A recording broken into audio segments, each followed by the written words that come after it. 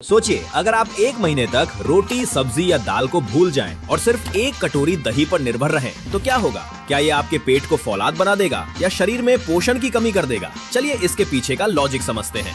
दिन 1 से 3 शुरुआत में आपको बहुत अच्छा महसूस होगा। दही एक नेचुरल कूलेंट है, इसलिए आपकी एसिडिटी और ब्लोटिंग पूरी तरह खत्म हो जाएगी। इसमें मौजूद लैक्टोबैसिलस बैक्टीरिया आपके गट में जाकर गुड बैक्टीरिया की फौज खड़ी करना शुरू कर देंगे। दिन 7 एक हफ्ते बाद आपका पाचन तंत्र बहुत हल्का महसूस करेगा। दही में मौजूद प्रोबायोटिक्स आपके मेटाबॉलिज्म को बूस्ट करेंगे। आपकी स्किन थोड़ी ग्लो करने लगेगी, क्योंकि पेट साफ तो चेहरा साफ। लेकिन यहाँ एक समस्या शुरू होगी। चूंकि दही में फाइबर बिल्कुल नहीं होता, इसलिए आपको कब्ज की शिकायत हो सकती है।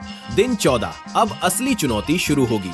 दही में प्रोटीन और कैल्शियम तो भरपूर है, लेकिन इसमें आयरन, विटामिन सी और कार्बोहाइड्रेट्स की कमी होती है। 14वें दिन तक आपको कमजोरी और थकान महसूस होने लगेगी। आपका दिमाग चबाने की कमी महसूस करेगा, क्योंकि लिक्विड डाइट से मानसिक संतुष्टि कम मिलती है।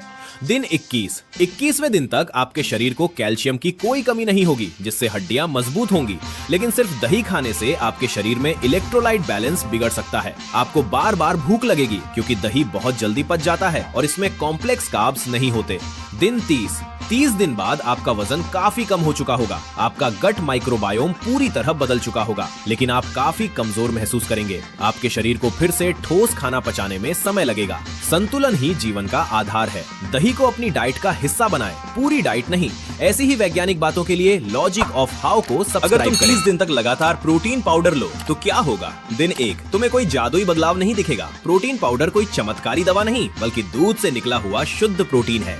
तुम इसे वर्कआउट के बाद पियोगे और तुम्हें बस पेट भरा भरा महसूस होगा। तुम्हारा शरीर इसे अमीनो एसिड्स में तोड़कर तुम्हारी मांसपेशियों की मरम्मत के लिए भेजना शुरू कर देगा। दिन 3 अगर तुम पहली बार प्रोटीन ले रहे हो तो तुम्हें थोड़ा ब्लोटिंग या गैस महसूस हो सकती है।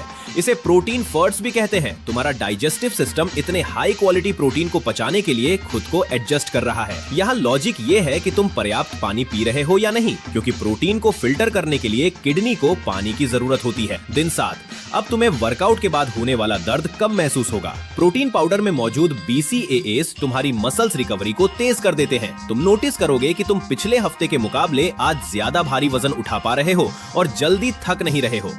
दिन 14 तुम्हारी बॉडी की लीन मसल मास में सुधार दिखने लगेगा। अगर तुम कैलोरी डेफिसिट में हो तो प्रोटीन तुम्हारी मसल्स को गलने से बचाएगा और सिर्फ फैट बर्न करने में मदद करेगा। तुम्हारी भूख भी कंट्रोल में रहेगी, क्योंकि प्रोटीन घ्रेलिन को कम करता है और तुम्हें लंबे समय तक तृप्त रखता है। दिन 21 तुम्हारी रिकवरी की रफ्तार अब पीक पर होगी। तुम्हारी मसल्स पहले से ज्यादा सख्त और सुडौल दिखने लगेंगी। अगर तुम्हारी डाइट में बाकी चीजें सही हैं, तो तुम्हारी स्ट्रेंथ में साफ बढ़त दिखेगी। तुम्हारी स्किन और बालों की क्वालिटी में भी हल्का सुधार दिख सकता है, क्योंकि वे भी प्रोटीन से ही बने हैं। दिन 30 तुम आईने में एक बेहतर वर्जन देखोगे। तुम्हारा मेटाबॉलिज्म तेज हो चुका होगा। तुमने समझ लिया है कि प्रोटीन पाउडर कोई शॉर्टकट नहीं, बल्कि एक कन्वीनियंस है अपनी डेली प्रोटीन जरूरत को पूरा करने की। तुम्हारी मसल्स अब पहले से ज्यादा रिकवर्ड और ग्रो करने के लिए तैयार है। सप्लीमेंट सिर्फ 10% काम करता है, बाकी 90% तुम्हारी मेहनत और असली खाना है। क्या तुम जानते हो कि ज्यादा प्रोटीन लेने से किडनी पर क्या असर पड़ता है? कमेंट्स में पूछें और बॉडी बिल्डिंग के पीछे के लॉजिक के